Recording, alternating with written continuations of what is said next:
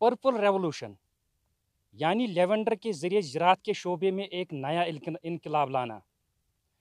तो लेवेंडर एक ऐसी चीज़ है जिसके न सिर्फ कई तिब्बी फ़वायदे हैं, बल्कि सिर्फ इसके सूंघने से ही दिमागी तवाज़ुन को ये बरकरार रखने में काफ़ी मददगार साबित होता है।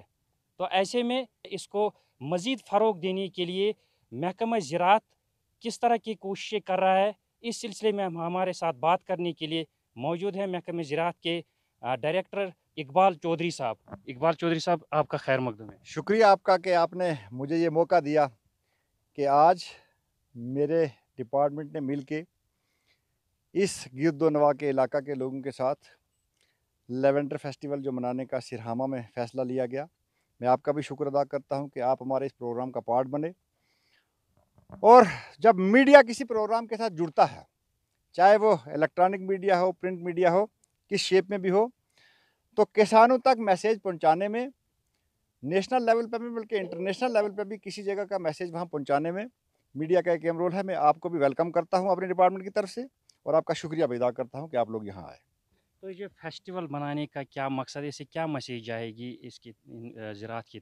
ऐसा है कि जब हम लफ्ज़ फेस्टिवल का इस्तेमाल करते हैं तो फेस्टिवल का मतलब ये होता है कि किसी चीज़ को उतनी सम्मानता देनी कि जिस तरीके से हम ईद मनाते हैं, कोई दूसरा त्यौहार मनाते हैं, इसी लिहाज से कि किसानों का की जो मेहनत है, इसको मंजर आम पे लाने के लिए मिल-जुल के इसको एक त्यौहार की शेप में मनाया जाए। क्योंकि अल्लाह तबारक तआला ने दुनिया में हर जगह जो उसने चाहा अलग-अलग किस्म की क्लाइमेट वहाँ अता की, अलग-अलग किस्म की अच्छी ज़मीन अता की और वहाँ के कल्चर के हिसाब से लोगों की रोज़ी-रोटी का प्रबंध किया।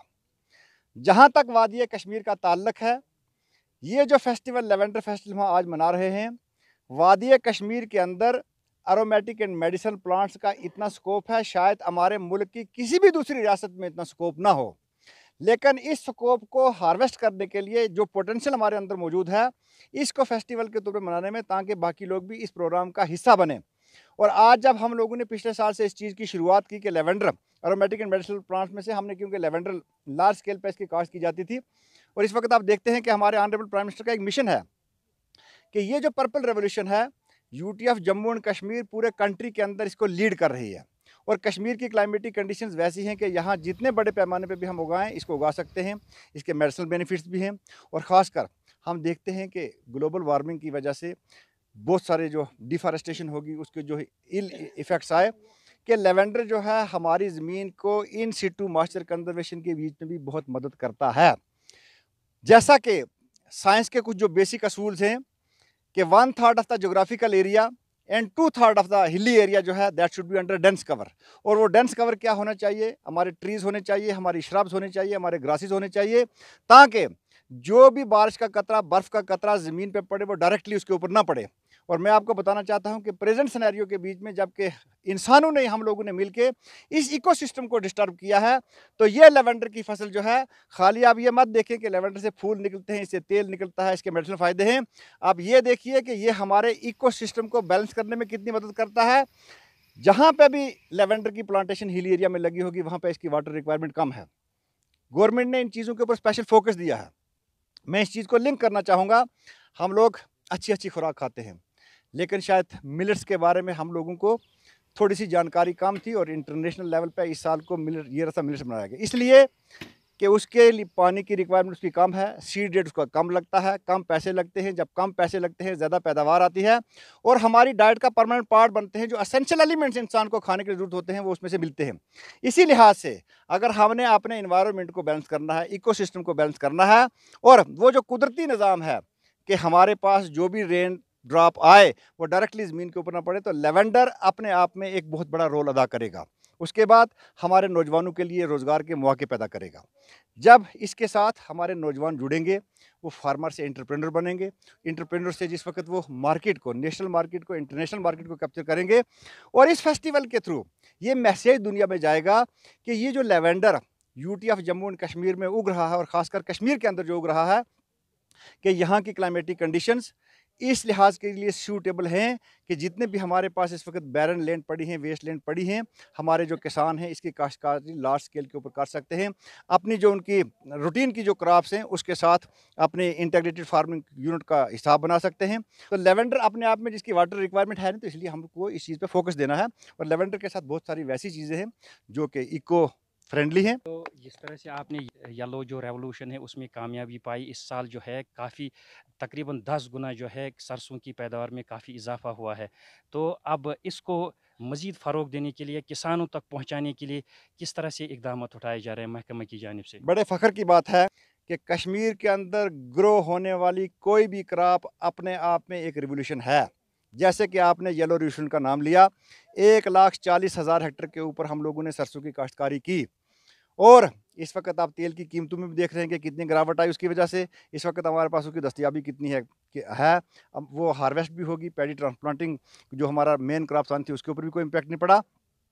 हम ये चाहेंगे लेवेंडर रिवोल्यूशन, सरसों रिवोल्यूशन, पैडी रिवोल्यूशन, यहाँ कश्मीर में ग्रो होने वाली कोई भी चीज़, चाहे वो सीरियल क्रॉप्स हों, चाहे पल्सिस हों, चाहे स्पाइसेस हों। आप हम दूर दराज के इलाके में चलते हैं, मैं आपको ग्रेस ले चलता हूँ, वहाँ पे जो काला ज़ीरा निकलता है वैसा हमारे मुल्क के किसी दूसरी जगह में इतना अच्छा ज़ीरा कहीं से नहीं निकलता है। कि यूटी गवर्नमेंट ने जो भी गैप्स थे एग्रीकल्चर अलाइड सेक्टर के बीच में देखने के लिए कि किसान को कैसे जोड़ा जाए, जो 29 प्रोजेक्ट बनाए जिनके बीच में कि तकरीबन 5,000 करोड़ से ज़्यादा रुपया जो है वो आने वाले 5 सालों में खर्च किया जाएगा। और वो अपना किसान खुद किसानों को खर्च करना है, किसी डिपार्टमेंट को नहीं खर्चना है। किसान उसमें फार्मर बना है। 13.5 lakh farm operating families UT of Jammu and Kashmir में हैं। गवर्नमेंट चाह रही है उनको किसान क्रेडिट कार्ड का फ़ायदा मिले, जो scale of finance government approve करती है, पीएम किसान का फ़ायदा उसको मिले।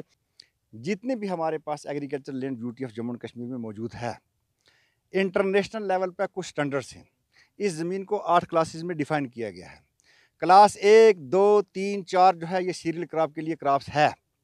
उसके बाद 4 से लेके 8 क्लासेस तक हैं, वहाँ पे फ्लावर भी लगने हैं, वहाँ पे हार्टिकल्चर भी लगना है। हम उसके ऊपर भी इसकी काश्त करें तो वहाँ से सोना ही उगलेगा। लैंड रेवेन्यू एक्ट जो सेक्शन 133 में आता था कि आबी अवल में वहाँ पे ममनू था उस कंक्रीट कॉलोनी में तब्दील करना, लेकिन 370 हटाने के बाद उसमें अमेंडमेंट हो गई, उसको हटाया गया। क्या आपको लगता है कि जो एग्रीकल्चर सेक्टर है उससे मुतासिर होगा? देखिए, क्योंकि अब खुली छूट है, अब कोई भी उसमें कंस्ट्रक्शन कर सकता है या उसको बागात में तब्दील कर सकता नहीं है। ऐसा नहीं है। मैं थोड़ा सा आपको यहाँ करेक्ट करना चाहूँगा। मैंने आपको साइंटिफिक बेसिस, मैं इस पॉलिटिकल बहस में नहीं पढ़ना चाहता। मैंने आपको साइंटिफिक ग्राउंड के ऊपर बताया कि 1 क्लास से लेके 8 क्लास तक की टोटल 8 क्लासेस ज़मीन की हैं। और इसमें डिफ़ाइन किया गया है कि क्लास फर्स्ट में क्या लगना चाहिए, क्लास सेकंड में क्या लगना चाहिए। मेरा काम टेक्निकल नो-हाउ दिखाना है। जिन लोगों के पास, रेवेन्यू डिपार्टमेंट के पास या दूसरे लोग जो ज़मीन की कस्टोडियन हैं, ये सवाल अगर बेहतर होगा कि अगर आप उनसे पूछें तो वो बेहतर जवाब देंगे। तो कुल मिला के आप लास्ट में ये बताइए कि नौजवानों के लिए ये इसकी कल्टीवेशन कितनी बेहतर रहेगी और रोज़गार देने में कितना फ़ायदा साबित होगा? मैं खुशी से ये बताना चाहता हूँ कि हमारे नौजवान, पढ़े लिखे नौजवान जो हमारे UT of Jammu and Kashmir का, हमारे नेशन का फ्यूचर हैं, वो इतने ब्रिलियंट हैं। जम्मू कश्मीर का फार्मर जो है वो पूरे नेशन के लिए रोल मॉडल है। तो इससे आप अंदाज़ा लगा लें कि हमारा किसान कितना ज़हीन है, कितना शऊर रखता है। तो हम किसान के साथ ना चलें, हम तो बने किसानों के लिए। अगर इसके बेनिफिट्स का सिर्फ 25% जानकारी जो है वो उगाने वालों को हो जाए तो शायद कोई घर वैसा नहीं हो कि अगर उनको छत पे भी कश्मीर में लेवेंडर ग्रो करना पड़े तो वो ज़रूर ग्रो करेंगे। तो सिरहामा का एक खूबसूरत एरिया, यहाँ पे चारों तरफ जो लेवेंडर है, तो आप बताइए कि क्या इसको एक तफरीही मकाम में तब्दील करने की ज़रूरत है इंशाअल्लाह ताकि यहाँ ये एक टूरिस्ट प्लेस मैं बने? आपको ये बताना चाहता हूँ कि इस फार्म को, ये जिसको यहाँ पे सरकारी बाग के नाम से मशहूर है, ये इस सरकारी बाग को हमने मॉडर्न लाइन पर लाने के लिए तमाम इकदाम कर रहे हैं। एक वक्त आएगा कि सिरहामा, जिसको आज आप एक बैरन लैंड देख रहे हैं, ये साउथ कश्मीर का सबसे बेस्ट डेस्टिनेशन स्पॉट होगा। दिस आई अश्योर यू इंशाअल्लाह। शुक्रिया सर, थैंक यू। तो ये थे हमारे साथ डायरेक्टर एग्रीकल्चर। तो इनका यही कहना है कि दूसरे शोबाजात के साथ साथ लेवेंडर की काश्तकारी पे भी ध्यान देने की ज़रूरत है और नौजवानों के लिए जो है ये रोज़गार के वसाइल पैदा किए जा रहे हैं। तो नौजवानों को चाहिए कि वो इसमें अपनी जो दिलचस्पी है वो उसका इजहार करें ताकि उनकी रोज़ी रोटी जो है वो आगे आराम से चल सके। मीर इशफाक, ईटीवी भारत, सिरहामा, अनंतनाग।